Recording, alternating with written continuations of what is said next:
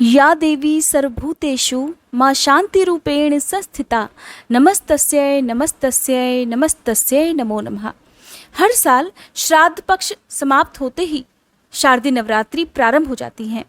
शारदीय नवरात्रि के पूरे 9 दिनों में माँ दुर्गा के 9 अवतारों की पूजा की जाती है। शास्त्रों के अनुसार शारदीय नवरात्रि भगवती दुर्गा जी की आराधना का सबसे श्रेष्ठ समय होता है। नवरात्रि के इन पावन दिनों में माँ के अलग अलग 9 रूपों की पूजा करके उन्हें 9 तरह के भोग लगाए जाते हैं। माँ अपने भक्तों को खुशी, शक्ति और ज्ञान प्रदान करती हैं। शारदीय नवरात्रि के दिनों में माँ के शक्तिपीठों के दर्शन करने से 1 या 2 नहीं बल्कि 7 जन्मों के पापों से मुक्ति मिल जाती है।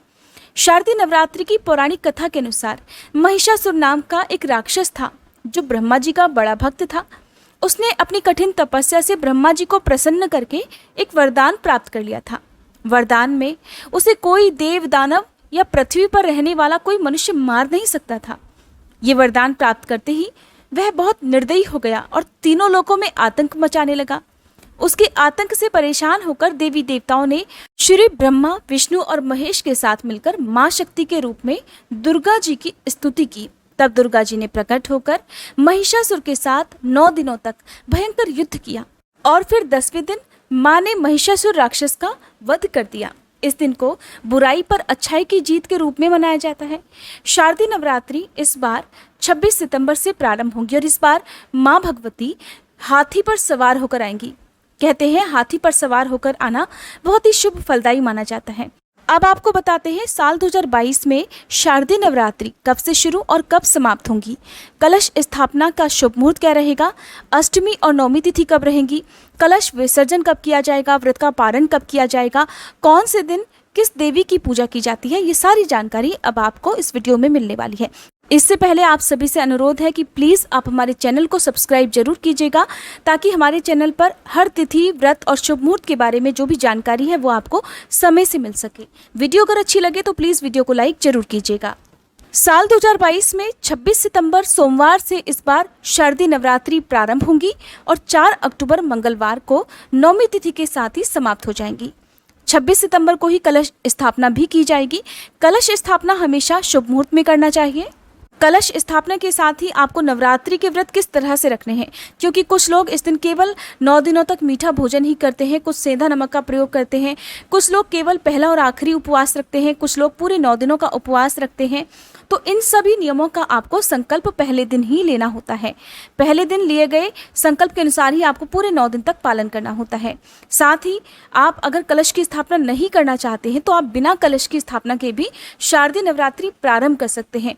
अनिवार्य नहीं होता है, लेकिन शारदीय नवरात्रि के दिनों में अगर कलश की स्थापना कर ली जाती है तो बहुत ही शुभ फलों की प्राप्ति होती है। 26 सितंबर को कलश स्थापना का शुभ मुहूर्त रहेगा सुबह 6:11 से लेकर 7:51 तक। आपको इसी शुभ मुहूर्त में कलश की स्थापना कर लेनी चाहिए। सूर्योदय से पहले कलश की स्थापना नहीं की जाती है और कलश की स्थापना करने से पहले जो भी आवश्यक पूजन सामग्री है वो आपके पास जरूर होनी चाहिए। कलश की स्थापना कैसे की जाती है इसकी अलग से वीडियो आपको हमारे चैनल पर मिल जाएगी। 26 सितंबर को नवरात्रि का पहला दिन होने के कारण इस दिन माँ शैलपुत्री की पूजा की जाएगी। नवरात्रि की द्वितीय तिथि रहेगी 27 सितंबर मंगलवार को और इस दिन माँ ब्रह्मचारिणी की पूजा की जाएगी। नवरात्रि की तृतीय तिथि रहेगी 28 सितंबर बुधवार को और इस दिन माँ भगवती के तीसरे रूप यानी कि माँ चंद्रघंटा की पूजा की जाएगी। नवरात्रि का चौथा दिन रहेगा 29 सितंबर गुरुवार को और इस दिन माँ कूष्मांडा की पूजा की जाएगी। नवरात्रि का 5वां दिन रहेगा 30 सितंबर शुक्रवार को और इस दिन माँ स्कंद माता की पूजा की जाएगी। नवरात्रि का 6ठा दिन रहेगा 1 अक्टूबर शनिवार को और इस दिन माँ कात्यायनी की पूजा की जाएगी। नवरात्रि की 7वीं तिथि रहेगी 2 अक्टूबर रविवार को और इस दिन देवी कालरात्रि की पूजा की जाएगी। नवरात्रि की 8वीं तिथि रहेगी 3 अक्टूबर सोमवार को और इस दिन माँ महागौरी की पूजा की जाएगी। नवरात्रि की 9वीं तिथि रहेगी 4 अक्टूबर मंगलवार को और इस दिन माँ सिद्धिदात्री की पूजा की जाएगी। इस तरह से अष्टमी तिथि रहेगी 3 अक्टूबर सोमवार को और 9वीं तिथि रहेगी 4 अक्टूबर मंगलवार को। व्रत का पारण किया जाएगा 5 अक्टूबर बुधवार के दिन। इसी दिन दुर्गा विसर्जन भी किया जाएगा। जिस तरह से कलश की स्थापना हमेशा शुभ मुहूर्त में करनी चाहिए, उसी तरह से कलश का विसर्जन भी हमेशा शुभ मुहूर्त में ही किया जाता है।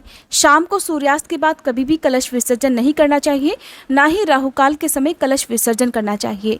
नवरात्रि के पूरे 9 दिनों में आपको किस रंग के वस्त्र पहनकर पूजा करनी चाहिए, ये भी जान लीजिए।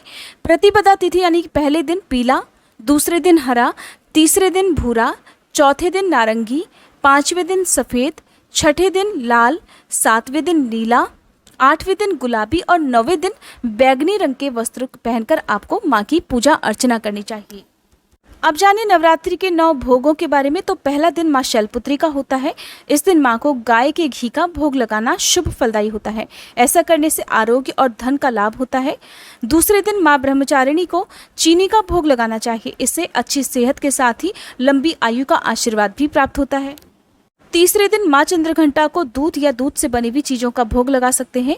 चौथे दिन माँ कूष्मांडा को मालपुए का भोग और कूष्मांड का भोग लगाया जाता है। कूष्मांड पेठे को कहते हैं। नवरात्रि के 5वें दिन माँ स्कंद माता को केले का भोग लगाना चाहिए। छठे दिन माँ कात्यायनी को शहद का भोग लगाना चाहिए। 7वें रूप में माँ कालरात्रि को आप गुड़ से बनी हुई चीज़ों का भोग लगाएं और अनार भी उन्हें आप अर्पित करें। नवरात्रि के 8वें दिन माँ महागौरी को आप नारियल का भोग लगाएं। नवरात्रि के 9वें दिन माँ सिद्धिदात्री को हलवा, पूड़ी, खीर और नारियल का भोग लगाना शुभ माना जाता है। ये थी शारदीय नवरात्रि से जुड़ी संपूर्ण जानकारी। उम्मीद करती हूँ ये वीडियो आपको पसंद आई होगी।